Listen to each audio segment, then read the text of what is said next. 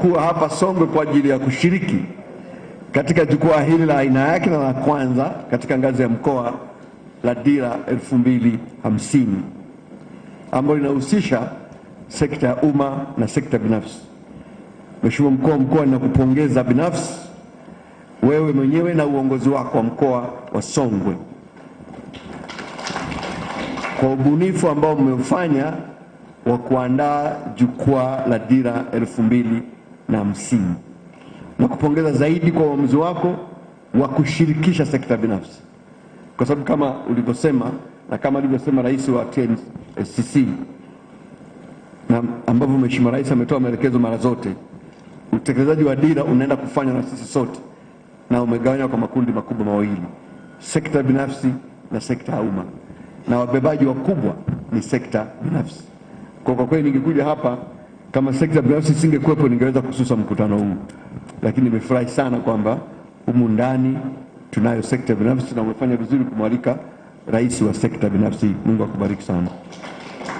Kwa kipekee ninamshukuru sana Mheshimiwa Profesa Riziki Shemdoe, Waziri wa Nchi Ofisi ya Waziri Mkuu, kwa kunialika na kunipa heshima ya kuwa mgeni rasmi kwa ushauri wa Mheshimiwa Mkuu wa Mkoa. Ninatambua Mheshimiwa Mkuu wa Mkoa, kama ulivyosema, umeandaa jukwaa hili kwa ubunifu wako mwenyewe, ukilenga kuhakikisha kwamba wadau wote wa maendeleo katika mkoa huu wa Songwe wanaelewa vizuri maudhui ya dira na nafasi yao katika utekelezaji wake. Hii kwa kweli ndio ilikuwa lengo kuu la Mheshimiwa Mkuu wa Mkoa. Hata hivyo, tarehe 3 mwezi huu wa Agosti, kama baadhi yenu wanaweza kufahamu, Mheshimiwa Rais alifanya tukio kubwa sana pale Dar es Salaam. Alikuwa ameitisha mkutano maalum wa kwake na sekta binafsi. Kwa hiyo tulikwenda wote pale, sekta ya umma kuanzia yeye mwenyewe, mawaziri wake wote, wakuu wote wanaofahamu wa serikali walikuwa pale, na wakuu wote wanaofahamu upande wa sekta binafsi walikuwa pale, na akazindua rasmi jukwaa la rais la Dira 2050 likihusisha sekta binafsi na sekta ya umma. Na kama mnakumbuka, alikabidhi ufunguo kwa sekta binafsi na kwa sekta ya umma, akimaanisha tunafungua mahusiano mapya kati ya sekta ya umma na sekta binafsi katika utekelezaji wa dira. Lakini siku hiyo tulisaini tamko la pamoja kati ya sekta ya umma na sekta binafsi, na mimi nilipata heshima ya kusaini kwa niaba ya serikali na wenzetu wakasaini. Hiyo ndio itakuwa mwongozo wetu katika utekelezaji wa dira. Baada ya jambo hilo kufanyika, Mheshimiwa Rais alituagiza jambo hilo lifanyike kwa kila mkoa, na mimi nilikabidhiwa jukumu la kuratibu. Kwa hiyo nikiwa nimeshaanza kujipanga kuanza, na kama kawaida yetu utaanzia ama Dar es Salaam ama wapi ama Dodoma. Nilishajipanga kwanza Dar es Salaam. Unajua si mimi mwenyewe ni mbunge kule kwa Dar es Salaam.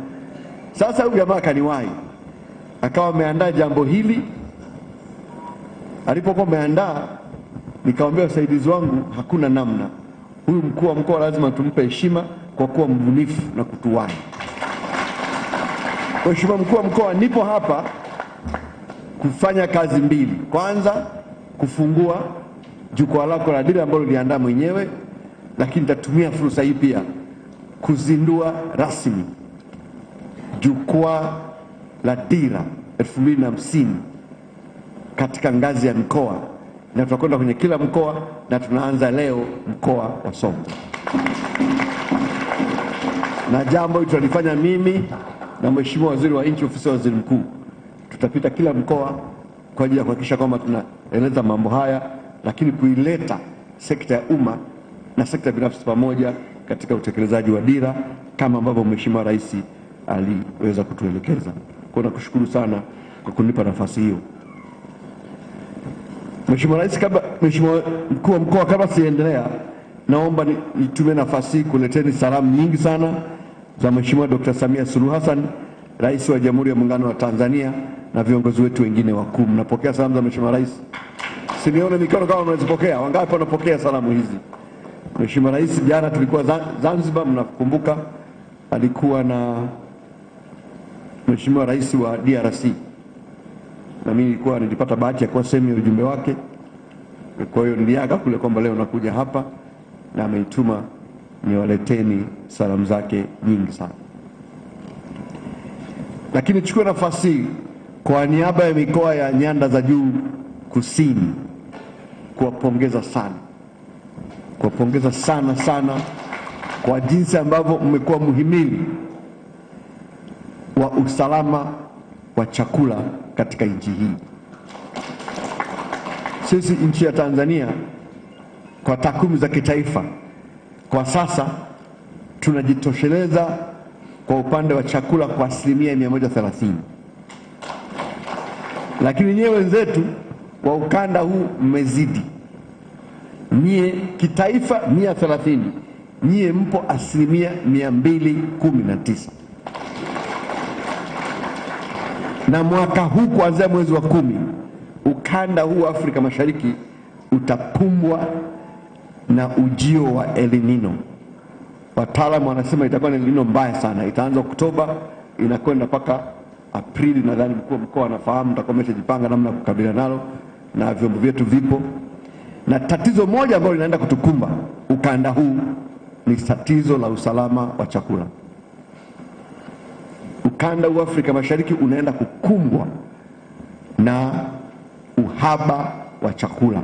Kwa unajua wakuu wa mikoa na mheshimiwa waziri mkuu atatoa maelekezo katika hilo. Hata hivyo nawapongeza kwa sababu Tanzania katika mtanziko ujao ndio nchi pekee katika eneo hili ambayo ina chakula cha kutosha. Mheshimiwa mkuu wa mkoa, hili siliongei kwa sababu wakati mwingine tukiongea tunaonekana tunapigia chapuo si vitu gani, lakini gazeti ambalo linaheshimika sana hapa Afrika linaitwa The East African. Gazeti ndio linatoa habari za Afrika Mashariki na wala sio la Tanzania. Usije akasema nimesema Tanzania. Limeeleza kwa kirefu kwa kurasa 2 likieleza swala la El Nino. Hili la gazeti la Kiingereza hili, East Africa braces for prolonged food crisis as another El Nino season looms. Kwa maana kwamba Afrika Mashariki inaelekea kwenye food crisis, yani mgogoro wa chakula kufuatia mvua za El Nino. Wameeleza hapa ndani changamoto kwa kila nchi. Wamesema nini kwa Tanzania? Wao wenyewe kwa utafiti wao, wala hatujawadisha sisi. Sasa wanasema hivi, for now it is only Tanzania that is currently in a food stable cycle despite some areas posting drought and food shortage due to weather patterns. By August 2026, Tanzania's Southern Highlands Zone, yani Nyiu, revealed that the Southern Highlands areas including Mbeya and Songwe had vastly outperformed the national target of 130%. The Southern Highlands had recorded outstanding food production and reached 219% of the national production level. Wanasema hawa bwana kwamba katika mgogoro huu ni Tanzania pekee ambayo ina uhakika wa chakula. Na anasema ukanda wa Nyanda za Juu Kusini, kwa maana ya tunaanzia wapi hiyo? Iringa, Njombe, Mbeya, Songwe, Rukwa na Katavi. Wao wamepitiliza average ya taifa 130, wao 219. Kwa hivyo Tanzania peke yake katika huu mgogoro wa upungufu wa chakula itakuwa salama. Tumejiwekea lengo, Mheshimiwa mkuu wa mkoa kwenye dira atawaeleza baadaye mtaalamu. Tunataka Tanzania iwe kikapu cha chakula, yani food basket ya Afrika. Tulipoweka hili watu wakaanza kutucheka, nyie na nyie. Sasa kwa maelezo ya style tumeshakuwa sisi. Nyie namna gani baba? Kwa hiyo pigeni makofi mengi sana ukanda huu.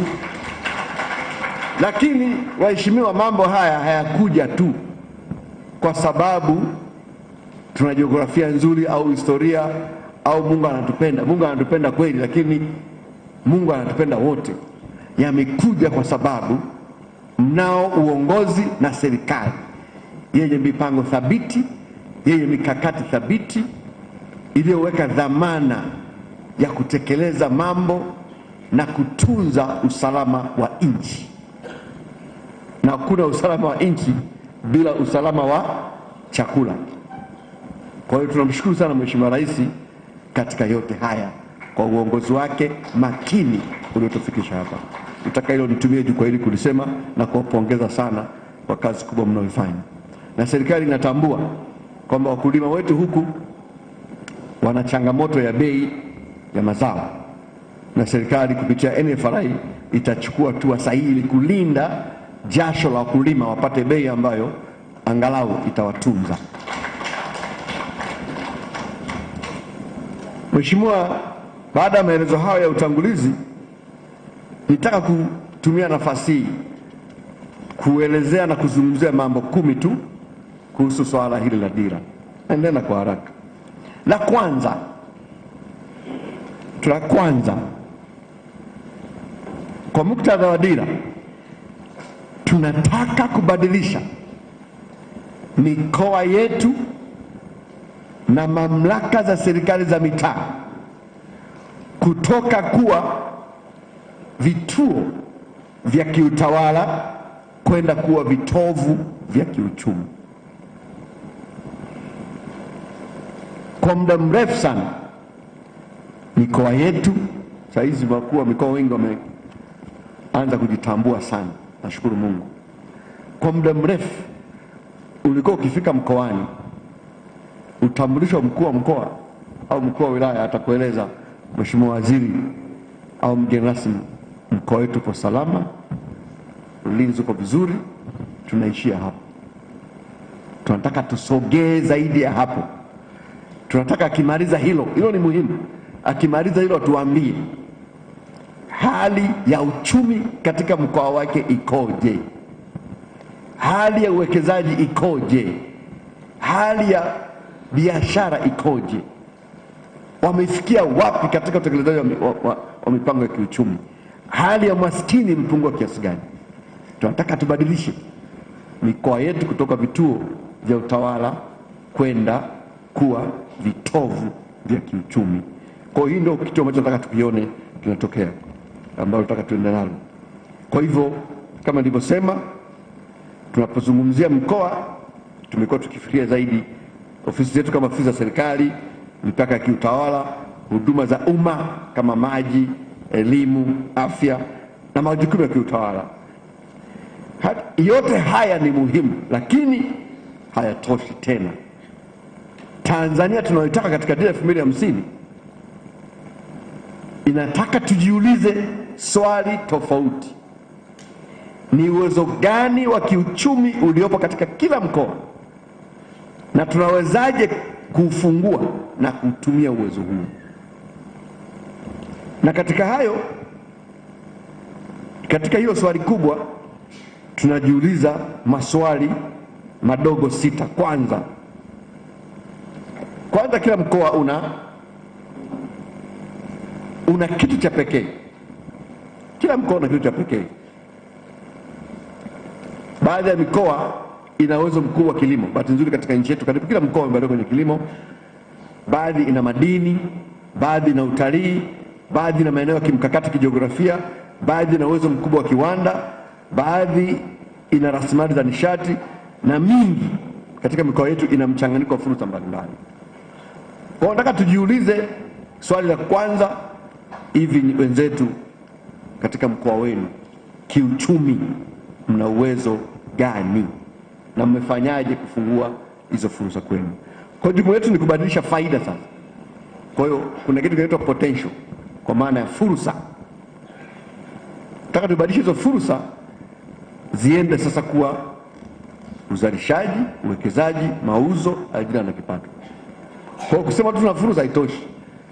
Nataka hizo fursa zibadilike, iwe ni uzalishaji, iwe ni uwekezaji, uwe mauzo ya nje, iwe ni ajira, iwe ni kipato. Kwa hiyo ni mambo ambayo tunataka tuyakazanie. Ndio maana tunataka sasa tuanze kubadilisha namna tunafikiri kuhusu serikali za mitaa. Serikali ya mkoa na serikali za mitaa yenye mafanikio katika Tanzania baadaye hazipati sisi kujiuliza tunaendesha eneo hili kwa ufanisi kiasi gani. Tunataka pia zijiulize tunaweza kuzalisha thamani ya kiuchumi kiasi gani kutoka katika eneo la kwetu. Eneo la pili nataka nizungumzie ambayo inahusu nyinyi. Ninyi utambulisho wa mkoa wa Songwe kiuchumi. Sasa unajua huku mkoa wa Songwe na Mbeya, ukiwa huku Dar es Salaam, ni maarufu sana kwa mambo mawili. Kwanza, maarufu sana kwa kuwa na makanisa mengi.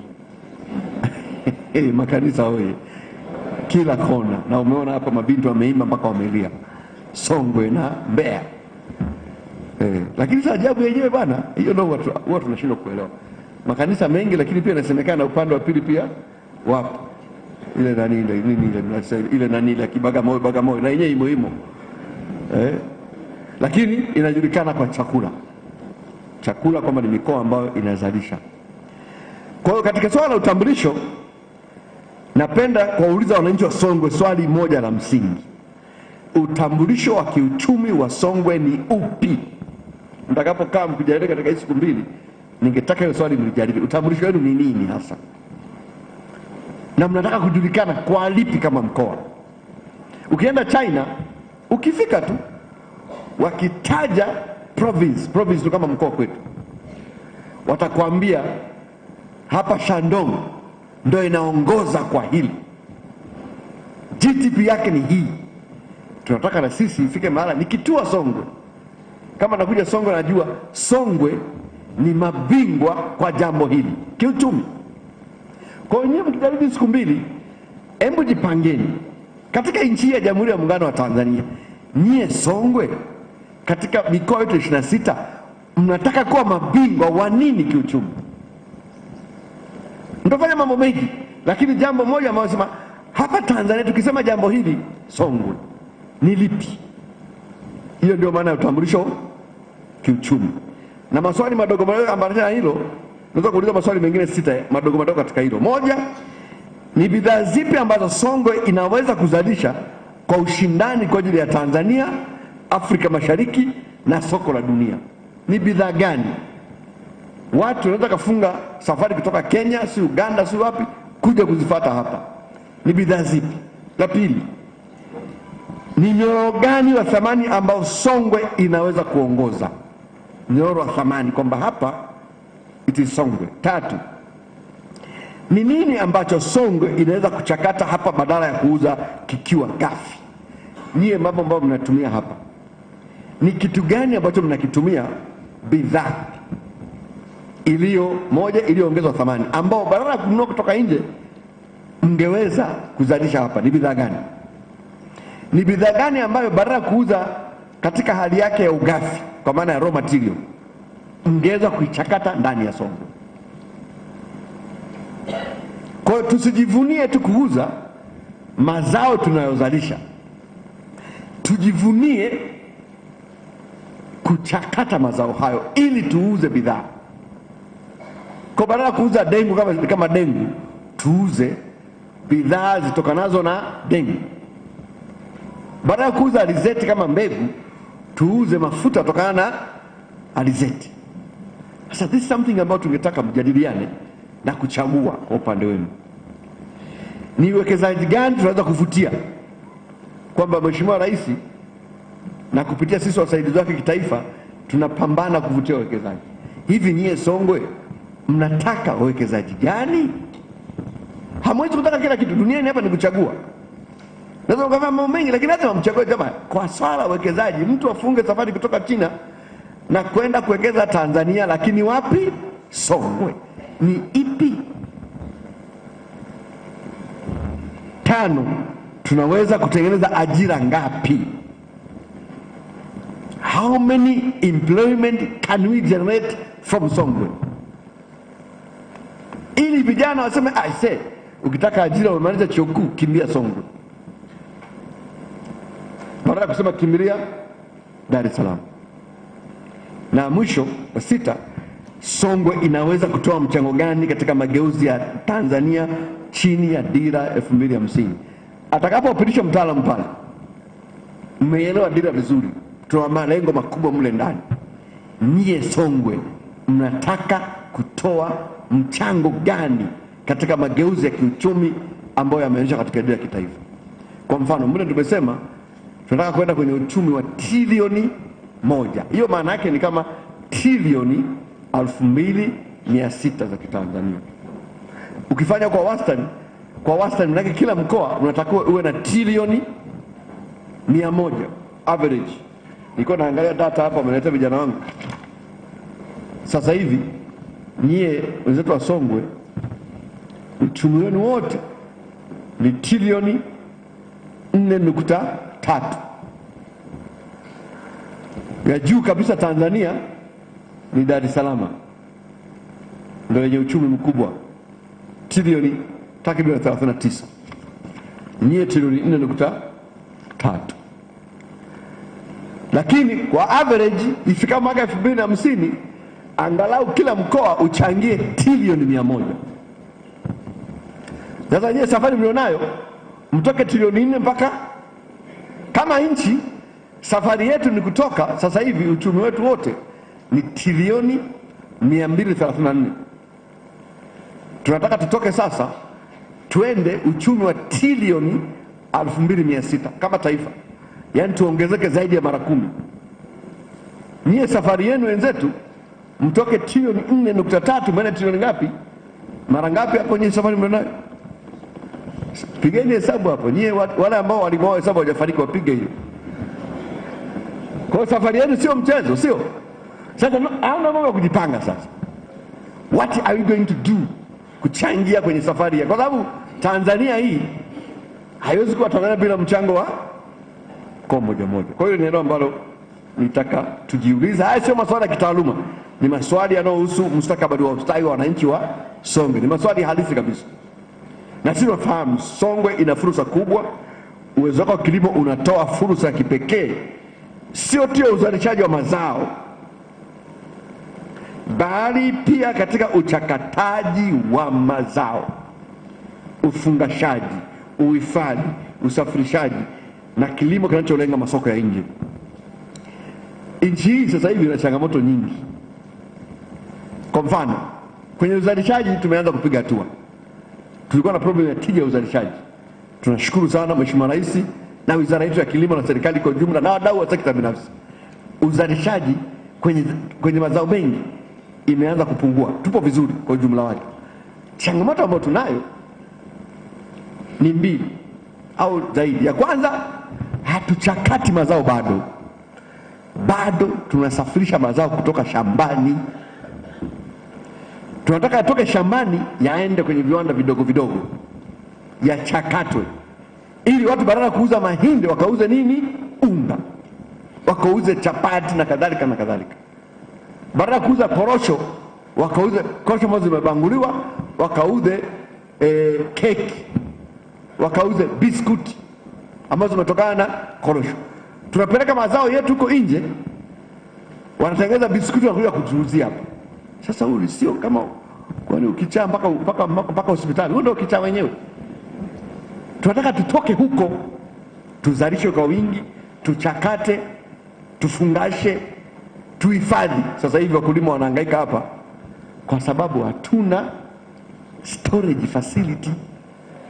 Hata sekta binafsi ya hapa Songwe, kwa nini isijenge magala makubwa ya kuhifadhi mazao? Hiyo ni biashara ya wazi kabisa. Kote huku Ruvuma, huku Songwe, Mbeya, Rukwa, Katavi tuna mazao mengi, lakini hatuna pa kwa sababu NFRA imezidiwa. Lazima tuwe wa kweli, lakini NFRA ni ya nani? Ni ya serikali. Sasa ninja, kwa nini sekta binafsi hapa isijikusanye ikakoma mapesa SRDB huko NMBC wapi, ikachukua mikopo ikajenga magala? Inahitaji teknolojia gani? Kwa nini tusubiri serikali? Kwa nini mnataka serikali ijenge stendi za mabasi? Stendi si biashara? Kwa nini mnataka serikali ijenge masoko na sio sekta binafsi? Hapana bwana. Acheni serikali ijenge mashule, ijenge mahospitali, ijenge magereza, ilipe wapiganaji wetu, lakini mambo ambayo yanazalisha fedha sekta binafsi ifanye. Hivi ndivyo dira 2050 inafanya nini? Inavyotaka. Hasa matokeo yake ni kwamba tunatumia hela ya serikali. Badala ya serikali tukajenge mashule, tunaenda kujenga soko. Badala tukajenge hospitali, tunaenda kujenga stendi. Sasa sekta binafsi kazi yake ni haya ni mambo ambayo huku duniani wanafanya sekta binafsi, kwa sababu ni mambo yanazalisha hela. Sekta binafsi mpo hapa. Hebu msimame sekta binafsi. Sekta binafsi naomba msimame bwana, acheni utani. Hizo nawapa fursa za biashara. Si ndio? Nyie mmechagua kufanya biashara, hizo ndo fursa zenyewe sasa. Hatuwaombi mkajenge hospitali, hiyo ni kazi yetu sisi serikali. Hatuwaombi mkanunue uniform za wapiganaji wetu, hiyo ni kazi yetu. Tunachoomba, nendeni mkawekeze maeneo ambayo yanazalisha biashara. Kwa nini wakulima wa Songwe wakose magala ya kuhifadhi mahindi yao? Wanasubiri serikali ikajenge. Why? Wakati hiyo ni biashara kubwa sana. Sasa wapeni hiyo changamoto. Tunafahamu kwa hiyo pia uwezo wenu wa madini, mna madini hapa. Sasa tunataka fursa isiwe kwenye uchimbaji madini tu, iwe pia katika uchakataji wa madini, uongezaji wa thamani, huduma za uchimbaji na ujenzi wa mnyororo wa viwanda unaohusiana na madini. Serikali hii na Mheshimiwa Rais ameshapiga marufuku kusafirisha madini bila kuongezwa thamani. Huo mambo ya kusafirisha madini kutoka kwenye mashimo kwenda ni mambo ya kizamani, ni shamba. Tunachekwa. Lazima tuongeze thamani ndani ya Tanzania, tuzalishe ajira. Hiyo ni mambo ya msingi ambayo nataka tuhakikishe. Nafasi yake pia ya kijiografia inatoa fursa muhimu ya kuifanya Songwe kuwa kitovu cha biashara na usafirishaji kinachounganisha Tanzania na masoko ya nchi jirani. Hii mnafahamu vizuri. Lakini sasa hili, Mheshimiwa Mkuu wa Mkoa, ili muwe kitovu kama mlivyoandika pale lango la SADC, ili muwe kitovu lazima hawa jamaa watusaidie. Mheshimiwa RPC, hatuwezi kuwa kitovu wakati watu wanatumia hapa kwenda Tunduma siku 5. Malori yanakaa hapo 5 days. Kutoka hapa Tunduma kwenda Zambia 5 days na kurudi 5 days. Hamwezi kuwa kitovu. Sasa serikali inapambana kujenga miundombinu, na mkuu wa mkoa wenu amefanya kazi kubwa sana. Amekuja mpaka Dodoma huko, tumekaa naye. Tutaweka miundombinu. Lakini kuna miundombinu ya ardhini na miundombinu ya kichwani. Miundombinu ya kichwani ni watumishi wa umma kujielewa na kuelewa kwamba Kitila Mkumbo, hiyo suti iliyovaa inatokana na mshahara wa serikali. Serikali ili kulipe mshahara lazima ikusanye kodi. Kodi uwezo wanao kwenye biashara, ndugu zangu. Sasa ili biashara ifanyike lazima mazingira ya kufanya biashara yawe mazuri. Sasa nyie hapa ndio kitovu cha usafirishaji. Ili lori lije hapa, limetoka Dar es Salaam kule bandarini, pale limetoka, limekaguliwa pale bandarini vizuri, likaweka na siri. Haya, limetoka hapo Dar es Salaam, limesogea Kibaha, unalisimamisha. Limetoka Kibaha cha Lizo, unalisimamisha. Morogoro, unalisimamisha. Kana kwamba kuna serikali nyingi. Kwani ya Dar es Salaam haikuwa serikali?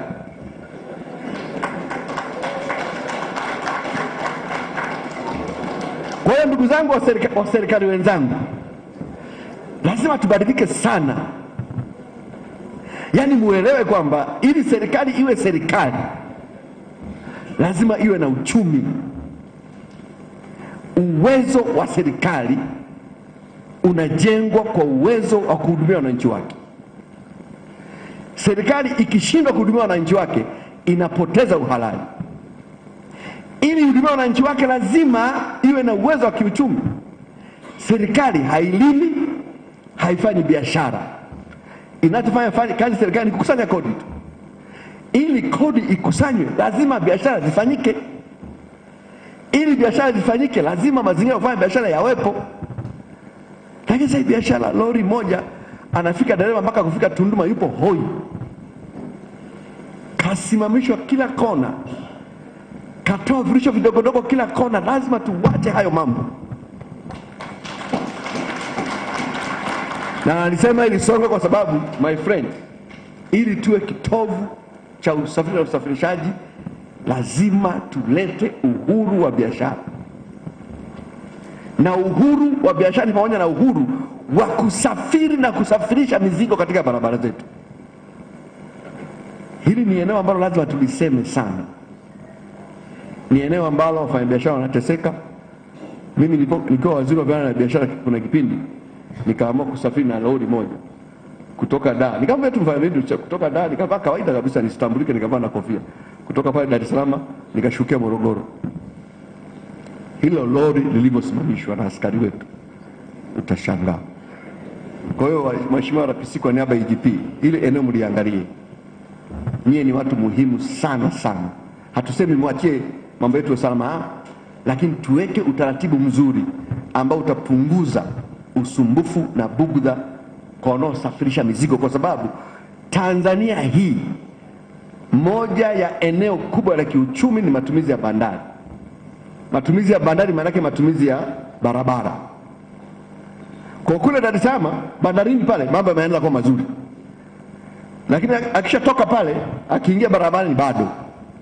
Hili eneo tulifanyie kazi, kwa sababu uchumi wetu, ndugu zangu, ni uchumi wa usafiri na usafirishaji. Ni eneo kubwa.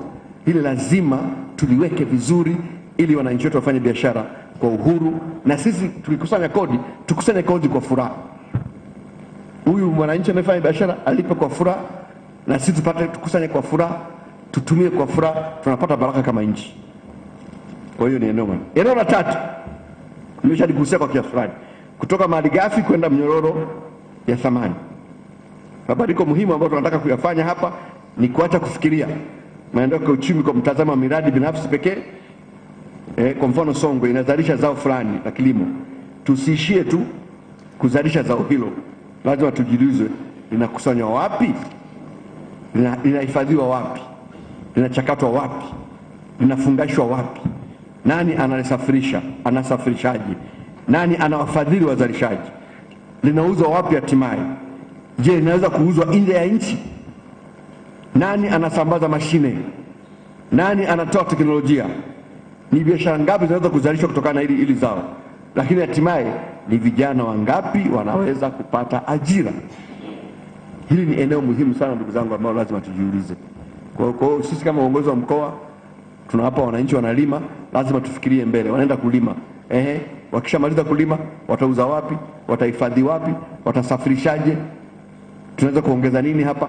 Lazima mnyororo mzima tufikirie katika muktadha huu, na hivyo ndivyo tunapaswa kufikiria kuhusu mageuzi ya kiuchumi. Ni lazima tutoke kwenye fikra za miradi tuelekee kwenye mnyororo wa thamani. Eneo la 4, nafasi ya serikali pia lazima ibadilike. Lazima tubadilike kwenye upande wa serikali, nimeshalisema hili, na tubadilike kutoka kwenye kudhibiti kwenda kwenye kuwezesha, na Mheshimiwa Rais aliongea vizuri hili kwenye mkutano wake wa juzi. Huko zamani tunapotoka, serikali kazi yake ilikuwa ni kudhibiti. Sasa lazima tutoke hapo kwa upande wa sekta binafsi. Lugha sasa kwa dira 2050, lugha ni kuwezesha sekta binafsi. Hili ni eneo muhimu. Kwa kama tunataka sekta binafsi iongeze uwekezaji, izalishe zaidi na itengeneze ajira zaidi, serikali lazima ibadilishe namna inavyofanya kazi. Serikali haiwezi kusema tu kuna fursa Songwe, wawekezaji waje, haitoshi. Wale jamaa zangu ambao wanavutia uwekezaji, haitoshi kusema Songwe kuna fursa, wawekezaji njooni, haitoshi. Lazima tufanye iwe rahisi kwa wawekezaji kuja. Lazima tuwezeshe upatikanaji wa ardhi kwa wawekezaji. Kuna watu wa ardhi hapa. Sasa sisi tunapiga kelele huko juu, tunatangaza tukienda kule duniani, Tanzania ina ardhi ya kutosha. Tuna hekta milioni 44 zipo tayari kwa kilimo, na nyingi zianza kulimwa. Wakija hapa sasa kupata hiyo ardhi yenyewe, maskini wa Mungu, wanakupigia simu Kitila, wewe ndio kuja China. Naambia ndio baba, unasemaje? Sasa hiyo ardhi iko wapi? Hata hao maafisa ardhi, Mungu awabariki, Mungu tunawaombea. Lakini jamani, uwekezaji ardhi, wekeni mifumo mizuri, ardhi ipatikane, wawekezaji wetu wa ndani na wa nje, ili mambo yao na rahisi. Lazima tutoe miundombinu inayohitajika. Of course ni kazi yetu ya serikali mwaka huu ili kuweka miundombinu ya uwekezaji vizuri. Mheshimiwa Rais alielekeza, na bahati nzuri bunge limepitisha sheria. Sasa hivi katika hela zote ambazo tunakusanya, zile tozo kwa ajili ya maji, barabara, nishati, 5% Mheshimiwa Rais ameitenga kwa ajili ya ujenzi wa miundombinu katika maeneo ya uwekezaji. Kwa hili eneo la miundombinu tumeliweka vizuri. Ambacho kimebaki kama nilivyosema awali ni miundombinu ya kichwani. Na ndio maana nimefurahi kuona madiwani wapo hapa. Lazima tuboreshe upatikanaji wa nishati na maji, tunaendelea nalo. Tupunguze mizigo ya kanuni na taratibu zisizo za lazima. Taratibu, kanuni lazima, ila lazima tubaki zile ambazo ni za lazima. Hili ni eneo muhimu sana. Tuboreshe ufanisi katika ngazi ya serikali, tutoe taarifa sahihi kuhusu fursa za uwekezaji, tusitoe chumvi, tuwe wa kweli tunapowaeleza wawekezaji tuna fursa hizi hatuna, sio kana kwamba una kila kitu. Lazima tuimarishe ujuzi wa watu wetu, ni muhimu. Tuboreshe upatikanaji wa fedha. Lazima pia tufanye serikali za mitaa kwa washirika hai katika maendeleo ya kiuchumi. Hili ni eneo ambalo nataka kulisisitiza. Eneo la 5, nafasi mpya ya serikali za mitaa. Kwa hiyo nimezungumzia serikali kwa ujumla, lakini tunayo nafasi mpya ya serikali za mitaa. Dira 2050 na mipango ya maendeleo imebainisha serikali za mitaa kama wadau wakuu na injini za maendeleo. Ukisoma ile dira ukurasa wa 16, serikali za mitaa zimetambuliwa kuwa injini za maendeleo.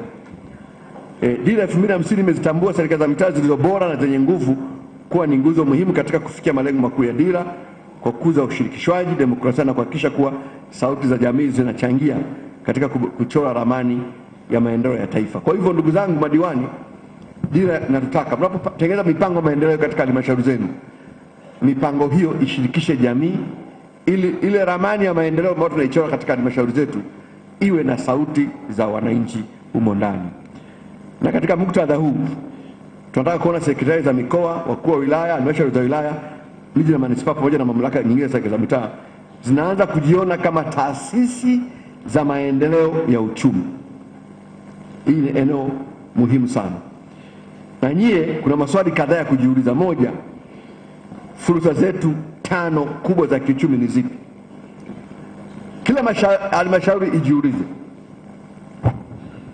Halmashauri ya nimesikia hapa kuna Tunduma, kuna Songwe, kuna wapi tena huko Momba, Mbozi, Ileje. Haya, Ileje, jiulizeni, hivi sisi hapa Ileje fursa zetu 5 kubwa za kiuchumi ni zipi? Minyororo yetu ya thamani tunapaswa kuipa kipaumbele ni ipi? Ni wawekezaji gani tunaohitaji? Ni ardhi gani inapatikana kwa ajili ya wawekezaji? Ni changamoto zipi za miundombinu zinazotuzuia? Ni kanuni au taratibu zipi zinazokwamisha uwekezaji? Ni vijana wetu wana ujuzi kiasi gani? Ni biashara gani zipo tayari na kadhalika na kadhalika. Hili ni eneo muhimu. Sasa kwa wenzangu wa serikali za mitaa niongeze sauti kidogo pale. Tuna changamoto 2 kubwa. Ya kwanza, halmashauri zetu nyingi zimegeuka kuwa wakusanya ushuru, tozo na kodi. Nataka niwatangazie, nchi hii ina mamlaka moja tu ya kukusanya mapato. Inaitwa mamlaka ya mapato Tanzania. Kiingereza chake Tanzania Revenue Authority, maarufu kama TRA. Hiyo ndio imekabidhiwa jukumu la kutoza kodi katika nchi hii. Halmashauri zetu zinapaswa kubuni shughuli za kiuchumi na uwekezaji. Lakini halmashauri nyingi kwa sasa ubunifu wote umeishia kwenye kubuni tozo na ushuru mpya. Yaani mimi mwenyewe ni diwani. Yaani upeo wetu umeishia hapo. Mkikaa kwenye vikao, tuna changamoto ya mapato. Unaangalia kitu gani kipo kule barabarani, unafikiria ushuru na tozo. Hatuwezi kutoka. Hii dira hatuwezi kuifikia. Inatutaka tubuni shughuli za kiuchumi, shughuli za uzalishaji. Kwa hiyo ukienda pale Ileje, nyinyi mnazalisha nyinyi. Halmashauri ya Ileje imebuni mradi gani wa uzalishaji? Imebuni mradi gani wa kiuchumi? Imechochea biashara gani mpya? Kwa sababu uchumi mpya ni matokeo ya shughuli mpya za kiuchumi. Je, kuna mabasi yameongezeka? Kuna supermarket mpya imefunguliwa? Kuna viwanda vidogo vidogo vingapi vimefunguliwa? Ili sasa ukapanue wigo wa kukusanya ushuru. Badala kila siku yule aliyopo unamuongezea huyo, unamkamua, badala kunenepa anakonda. Hatimaye anasema bwana, ngoja mimi nihamishe biashara yangu hapa. Sio inatokea hiyo? Hii inaongea ni point, sio point. Sasa simpige makofi sasa. Ni namna gani bwana? Unajua sisi wanasiasa hatutaki mambo mengi, tunataka makofi tu, biashara tosha. Sasa nyinyi mnakaa hapa namna gani bwana? Songwe oye! Si kama wenzangu halmashauri wananielewa. Halmashauri wananielewa? Kama madiwani wananielewa? Simnyoshe mkono niwaone. Hii dira inataka tukabuni shughuli mpya za kiuchumi, sio kubuni ushuru mpya kwa watu wale wale. Tunataka sisi watakao sana tufanye kupunguza hayo matozo na maushuru ili watu wafanye biashara zaidi. Yaani sio kama mpe nafasi akuze biashara, badala kuminya sasa kwa matozo. Hii ni kitu muhimu sana. Tukieleza ndugu zangu, tutakuwa tumebadilisha halmashauri zetu kutoka kuwa vituo vya kukusanya ushuru kwenda kuwa injini za kiuchumi wa nchi hii. Nikishamaliza upande wa serikali, sekta binafsi na nyinyi mnao nafasi yenu. Sekta binafsi lazima ije mbele. Mageuzi haya ambayo tunayafanya hayawezi kufanywa na serikali pekee. Nataka niwaambie, sisi kwa upande wa serikali, kwa maelekezo na uongozi wa Mheshimiwa Rais, tumejipanga na kwa kweli tunabadilika. Hata tulivyokuwa miaka 5 iliyopita ni tofauti na leo. Watumishi wanabadilika. Hatujafika pazuri sana, lakini tunazidi kuboreka. Na naamini katika miaka 2-3 hii tutazidi kuimarika. Lakini sasa upande wa pili ni kwa upande wenu sekta binafsi. Lazima na nyinyi mjipange katika mambo mengi. Lazima mjiulize maswali yafuatayo. Moja, mnataka kuegeza nini Songwe? Niko hapa mfano hapa. Lazima muwe na wivu. Mambo ambayo mlisipaswa kufanya nyie inafanya serikali kwa sababu gani? Basically, jambo lolote ambalo lina nafasi ya kuzalisha biashara tunapaswa kufanya sekta binafsi. Kazi ya msingi ya serikali duniani kote inajulikana. Namba 1, ulinzi na usalama. Hiyo hatuwezi kuomba mtusaidie. It is our job. Namba 2, law and order. Kutunza sheria za nchi. Hilo ni jukumu la serikali. 3, kutoa huduma za jamii. Hatuwaombi hapa mkajenge mashule. Ukijenga sawa, lakini haitatokea hata siku moja serikali ikasema sasa mashule tumeyachoka. Hiyo ni jukumu la msingi. Afya, elimu, maji, haya ni mambo ya msingi ambayo serikali itayabeba. Namba 4, kuweka mazingira mazuri ya kisera na kisheria kuhusu uwekezaji na kufanya biashara. Hiyo serikali itafanya. 5, kujenga miundombinu ya kiuchumi. Ndio maana tunajenga ma SGR, tunajenga ma airport. Hamna anayeomba mkajenge airport ya Songwe, tunajenga wenyewe. Lakini tukijenga airport ya Songwe pale, hatutarajii serikali kauze chai pale Songwe kwa airport. Sio, sisi kazi yetu kujenga miundombinu ya kiuchumi. Tumejenga SGR hapo, training peleka mpaka Kigoma tunaipeleka. Lakini tunatarajia huko ndani mambo ya operations, sekta binafsi lazima iingie. So haya ndio majukumu 5 ya msingi ya serikali yote duniani. Sasa ya 6 tunajiongezea kupitia mashirika yetu ya umma, tunaweza kufanya biashara katika maeneo fulani fulani. Ndio maana serikali inaendesha ndege kupitia ATC, kwa sababu inahitaji uwekezaji mkubwa wa muda mrefu, na faida ya ndege ni zaidi ya biashara. Faida ya ndege inatambulisha taifa, ile simbo kwamba Air Tanzania. Tena unajua ukiwa hapa huwezi kujua, lakini nenda huko nje. Ukienda huko nje nilikuwa juzi na St. Petersburg, unaona pale imeandikwa Air Tanzania. Yaani tu ndani ya moyo unajisikia tu raha. Si ndio bwana? Ni utambulisho wa kitaifa, wa kiuzalendo, lakini inatusaidia mambo ya utalii na kadhalika na kadhalika. Sio? Kwa hiyo inaweza kaingia serikali kafanya katika maeneo kama hayo kupitia mashirika yetu ya umma, tuendesha bandari na kadhalika na kadhalika. Hiyo inakuwa ni jukumu la 6.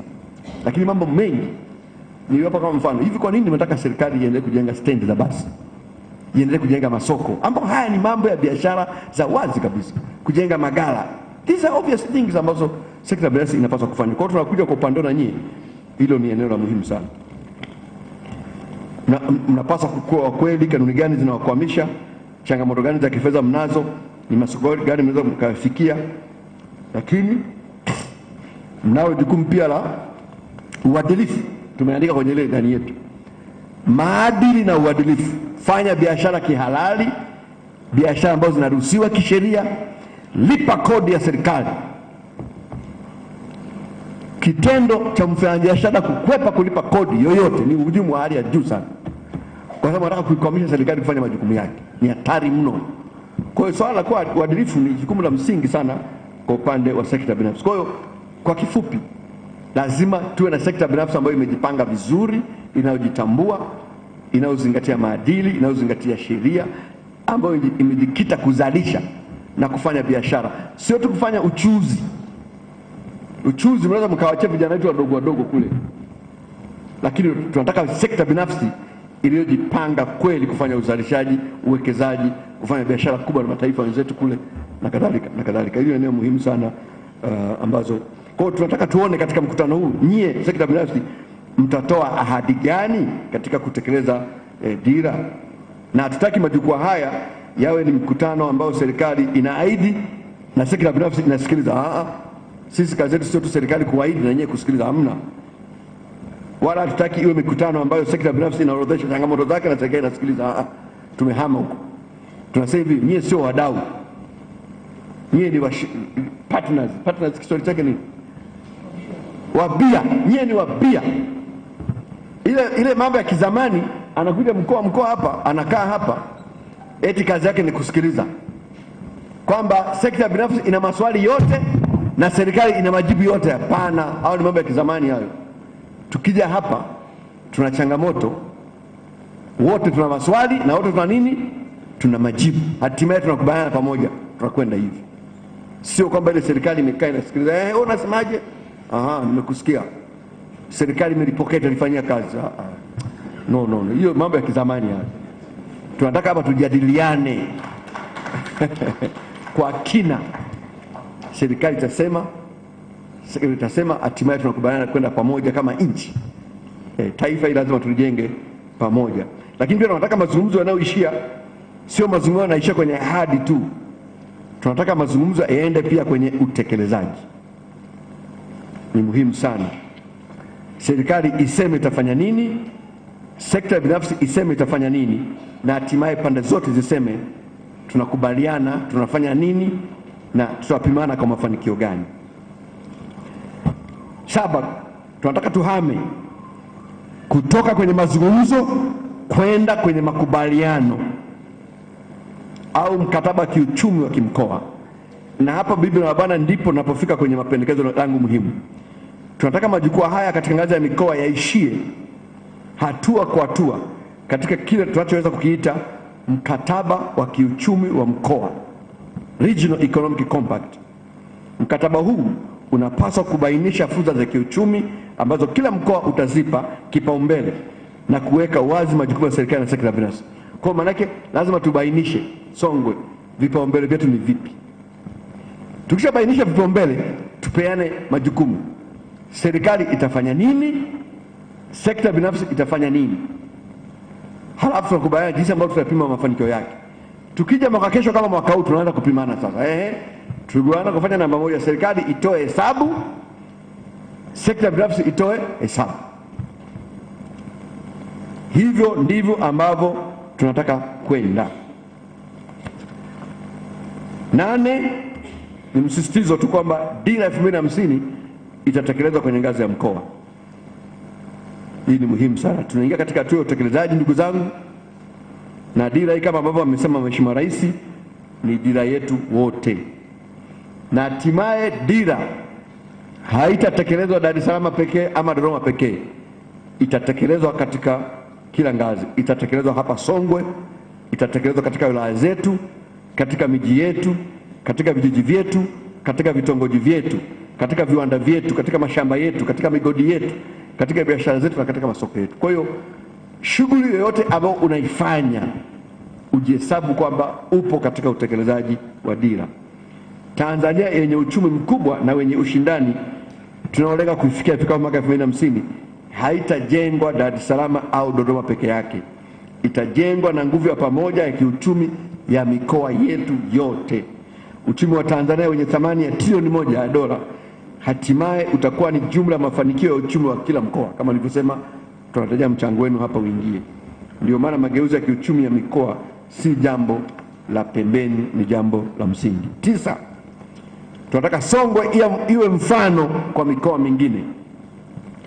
Kwa hivyo Mheshimiwa Mkuu wa Mkoa, nataka kuipa Songwe changamoto iwe mfano. Moja, Songwe ionyeshe maana ya kubadilisha mkoa kutoka kuwa kituo cha kiutawala na kuwa nguvu kubwa ya kiuchumi. Nimezungumzia dhana ya kubadilisha kutoka kuwa kituo cha utawala kwenda kuwa kitovu cha kiuchumi. Mpo tayari Songwe kuwa mfano? Mpo tayari? Nyosheni mkono kumwonyesha mkuu wenu mkoa kama mpo tayari. Tunataka muwe mfano katika kubainisha faida za ushindani za Songwe. Nimesema awali kule. Hivi Songwe tukisema what are you best at? Na hii unajua tumembo tofauti. Hata wewe hapa, mimi Kitila, kuna jambo ambalo mimi ni yaani ukiwa kwenye kikundi, hata kama ni wanafunzi au nani, hivi wewe hapo kazini kwako, wewe kama ni mwalimu, hivi wewe katika walimu 20 waliopo, wewe ni bora katika nini? Jambo moja tu ambalo ni bora, kwa sababu Mungu kampa kila mtu kitu fulani tofauti. Sasa wewe ndugu yangu, wewe ni bora katika nini? Sio, sisi tupo mawaziri 26. Kama tupo hivi, mimi Kitila Mkumbo, mimi ni jambo gani ni bora katika kuliko mawaziri wote? Ni lipi? Moja tu.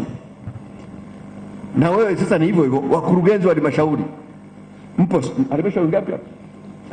5. Katika halmashauri 5, hivyo mkurugenzi wewe, wote ni wakurugenzi na wote umetawala na Mheshimiwa Rais. Wewe ni bora katika kipi? Kimoja tu. Hivyo hivyo kama ni RPC, RPC wapo 26. Mheshimiwa RPC, wewe ukikaa hivi ubora wako sasa ni kwenye nini? Hivyo Mheshimiwa Jaji hapa, lazima kuna kitu ambacho Mungu amekupa wewe ni bora kuliko wengine. Sasa katika mikoa ni hivyo hivyo. Katika mikoa 26 nyie ndugu zangu Songe, mnataka kuwa bora katika nini? Hili jibu mlijibu katika siku 2 mtoke nalo. Tuzipangilie katika mnyororo wa thamani, mnavutia uwekezaji, tuimarishe biashara za ndani, tuunganishe wazalishaji na masoko, tujenge ujuzi, tuboreshe miundombinu, tutengeneze ajira kwa vijana wetu. Ile ajira ni muhimu sana, na tupime mafanikio yetu kwa matokeo. Na tupime mafanikio kwa matokeo. Mimi kama waziri wa mipango, wakati nawasilisha mipango yangu pale, nilisema hivi, na hapa ni muhimu nisisitize. Katika muktadha wa dira 2050, hatutapimana kwa idadi ya shughuli unazofanya. Tutapimana kwa msingi wa matokeo ya kazi zako. Kwa hiyo wewe hangaika tu, hangaika, ruka, kimbia, wewe tuambie tu mhudhuria mikutano 20. Hiyo idadi ya mikutano kwetu sio muhimu. Matokeo ya hiyo mikutano ilikuwa nini? Kwa tutapimana kwa matokeo. Kwa hiyo Mheshimiwa Mkuu wa Mkoa, utakaporudi Songwe siku zijazo mwakani, ningependa tujiulize tu, sio tu kama tumefanya mikutano mingapi, hiyo haitoshi. Tujiulize ni uwekezaji mingapi mipya umefanyika hapa Songwe? Ni biashara ngapi zimepanuka? Ni ajira ngapi zimetengenezwa? Tumeongeza thamani kiasi gani hapa tulipo Songwe? Tumeongeza mauzo ya nje kwa kiasi gani? Tunauza nini nje? Kipato kwa wananchi kimeongezeka kwa kiasi gani? Kwa sababu hatimaye fanya mambo yote haya, tukisema uchumi unakuwa halafu haukui kwa wananchi wetu, inasaidia nini? Si lazima uchumi ukue kwenye mfukoni? Kwa hiyo maswali haya halmashauri tujiulize, ni uwekezaji gani mpya umeleta katika halmashauri yako? Ni biashara ngapi mpya umeziongeza? Ni ajira ngapi umezalisha katika halmashauri? Umeongeza thamani kiasi gani? Umeongeza mauzo ya nje kiasi gani? Lakini muhimu zaidi, kipato kimeongezeka kiasi gani kwa wananchi wetu? Hilo ni swali la maana, sio la maana. Unajua uchaguzi umeisha juzi huko Zambia. Uchaguzi ule ulipaswa kuwa mrahisi kwa Mheshimiwa Hichilema, lakini ukawa mgumu ghafla. Kafanya mambo mengi, lakini changamoto ikawa nini? Sawa, uchumi umekuwa, umepunguza madeni, umefanya, lakini mifukoni. Ndio liko swali hilo. Kwa ndugu zangu na wanasiasa zangu hapa kwenye chama chetu, hatimaye tutajenga mabarabara, SGR, mabwawa ya Mwalimu Nyerere, yote hayo ni sawa, lakini hatimaye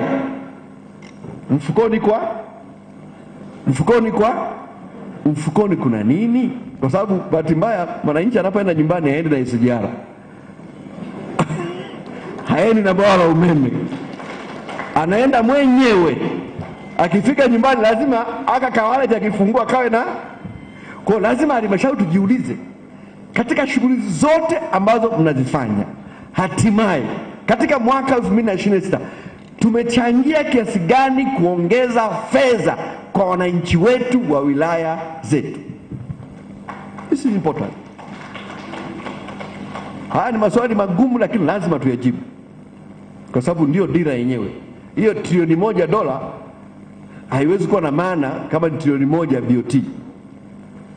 Inabidi trilioni 1 kwenye mifuko ya Watanzania, akina mama, vijana, akina baba, wazee na kadhalika na kadhalika. Hii ni very important. Kwa hiyo Mheshimiwa Mkuu wa Mkoa, nimalizie kwa kuachia maswali matatu ya mwisho ambayo ni summary yale ambayo nimeyasema yote. Mkiyasahau hayo, angalau mnijibie ya maswali matatu. Moja, Songwe itazalisha nini zaidi cha ziada ambacho haizalishi sasa? Tatu, Songwe itachakata nini hapa ambacho kwa sasa inauza kikiwa ghafi? Mtachakata mazao gani ya kuongeza thamani ambacho kwa sasa mnauza gari? Tatu, hiyo ilikuwa pili. Tatu, Songwe itatengeneza biashara, uwekezaji na ajira mpya kiasi gani katika kipindi cha miaka 5 ijayo? Na nyongeza ya 4, Songwe itaongeza kipato kwa wananchi kiasi gani katika miaka 5 ijayo? Ili tukija kampeni hapo mwaka 2030, kwa sababu sisi chama chetu kitakuja kuomba kura tena, si ndio bwana? Tutakuja kuhesabu idadi ya hospitali, mambo ya elimu, maji, barabara, kila kitu. Lakini kampeni ya mwaka 2030 tutasema ni kiasi gani tumeongeza kipato kwa mwananchi. Hii ndio itakuwa biggest plus kuliko yote hayo.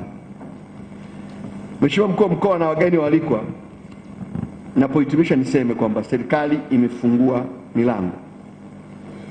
Jukwaa la kitaifa la rais la sekta ya umma na sekta binafsi katika utekelezaji wa dira 2050 lilifungua ukurasa mpya katika uhusiano kati ya serikali na sekta binafsi.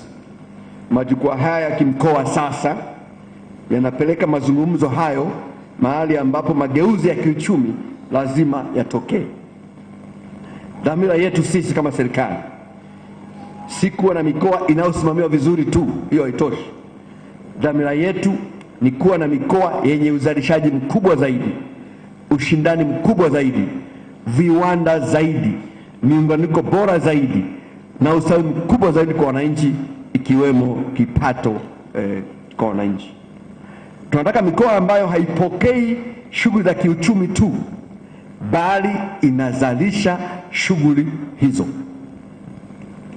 This is important. Sio tu kupokea, lakini mnazalisha wenyewe. Mmekuwa mkifanya vizuri, mnatusifia kama Mheshimiwa Rais mwaka huu umeleta bilioni hizi. Tunataka huko mbele mtuambie nyie mmezalisha bilioni ngapi? Sio tu mmetoa bilioni ngapi, nyie wenyewe mmezalisha bilioni ngapi? This is going to be key. Mikoa ambayo haipokei uwekezaji tu, bali mikoa inayovutia na kutengeneza uwekezaji. Mikoa ambayo haiuzi malighafi tu, bali mikoa ambayo inaongeza thamani kwenye malighafi hizo, na mikoa ambayo vijana wake hawalazimiki kuondoka kutafuta fursa, kwa sababu fursa zinatengenezwa pale wanapoishi. Tungetaka tuone vijana wetu wa Songwe baada ya kukimbilia mikoa mingine wabaki hapa, lakini hawezi kubaki kama kuna fursa. Kwa hiyo tuna jukumu la kutengeneza fursa hapa ili vijana wetu waende sema kutembea, lakini warudi kushughuli za kiuchumi wakiwa hapa Songwe. Kwa hiyo Mheshimiwa Mkuu wa Mkoa, napenda kuachia ujumbe mmoja mkubwa kwamba mkoa wetu usipimwe tu kwa ukubwa wa ofisi za serikali na uhodari wa kupokea na kutumia vizuri fedha za ruzuku za serikali kuu. Hilo ni jambo muhimu, bali kwa ukubwa wa uchumi unaozalisha ajira, ukubwa wa uchumi unaozalisha ajira ambazo mtaziunda, biashara mtakazovutia na thamani tutakayoongeza. Na tufanye Songwe kuwa mfano wa kwanza wa utekelezaji wa dhana hii mpya. Hii ni dhana mpya, ni dhana ngumu kubwa, inahitaji kubadilika sana, kwa sababu kila kiongozi hapa utahesabiwa. Hapa tuna jengo zuri la mkuu wa mkoa, kila halmashauri ina ofisi yake. Tumepokea fedha za ruzuku shilingi kadhaa, tumepeleka hapa miundombinu, tumepeleka hapa elimu. Hayo yote ni mambo muhimu. Nataka tujisogeze, tuanze sasa kupokea taarifa zaidi ya hapo zinazotueleza hiyo ambayo nimesema, kwamba uchumi wetu mwaka huu, mwaka jana uchumi ulikuwa 4.3 trillion. Mheshimiwa Waziri, mwaka huu tumefika 5 trillion ukuaji wa uchumi. Ajira ambazo tumezalisha, Mheshimiwa Rais akija hapa, mwaka huu tumeongeza ajira kiasi hiki, na sio ajira za serikali, hizo ni chache sana, za sekta binafsi. Biashara ambazo zimeongezeka na thamani ya mazao ambayo tumeweza kuongeza thamani. Kwa hiyo ni muhimu kutoka kwenye mkoa wa kiutawala kwenda kwenye uchumi, kutoka kwenye fursa kwenda kwenye uwekezaji kwenye uzalishaji kwenda kwenye ongeza thamani, na kwenda kwenye mauzo ya nje. Hiyo ndio Songwe ambayo dira 2050 inaitarajia. Hiyo ndio Tanzania ambayo dira 2050 inatarajia, na hiyo ndio Tanzania ya dira 2050. Mheshimiwa Mkuu wa Mkoa, nimetumia muda mrefu kwa sababu nilidhani maeneo haya ni muhimu. Ninawashukuru sana kwa usikivu wenu. Naamini jukwaa hili litasaidia kubadilisha mtazamo ili tupige hatua kubwa zaidi ya kimaendeleo. Na kwa maneno hayo sasa nifanye kazi mbili.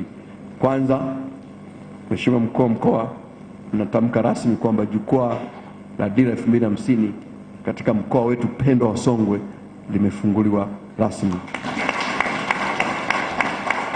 Lakini nitamke pia kupitia hadhara hii tumefungua rasmi uendeshaji wa majukwaa ya dira 2050 yakishirikia sekta binafsi na sekta ya umma katika mikoa yote nchini tukiwa tumeanzia hapa Songwe. Mungu ibariki Songwe, Mungu ibariki Tanzania, Mungu ibariki Afrika. Asanteni sana.